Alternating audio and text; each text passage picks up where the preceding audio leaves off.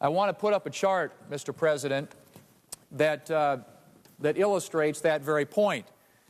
Because a lot of people, if you think about $1 trillion and you put them back to back, if you put a bunch of $100 bills back to back on top of each other, and you ask somebody around the country, how high would that stack go? I'm sure you'd get a lot of varying answers. You'd probably have some people who say, well, it might go 300 yards into the air. Some people might say, well, it might go 5 miles into the air. But the reality is, if you took $100 bills, Mr. President, and stacked them on top of each other, you would have a stack that goes 689 miles high.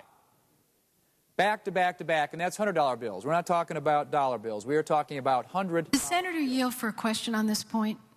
Madam, I would say through the chair, the senator from California just had an opportunity. I'd like to finish my remarks, and I'd be happy to yield. Thank you. I will stay on the floor. Mr. President, the point I'm making here is that you have to sometimes, I think, illustrate this in a very graphic, sometimes, way to help us understand what we're talking about here.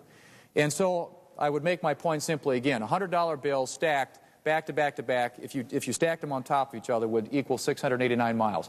Now, another way of looking at this is if you took $100 bills and wrapped them around the earth at the equator. In other words, you took $100 bills, not stacked them on top of each other, but wrapped them side by side all around the earth.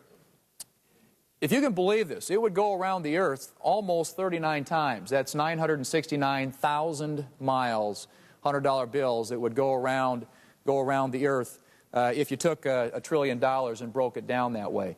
That very simply, I think, puts into perspective what it is we're talking about.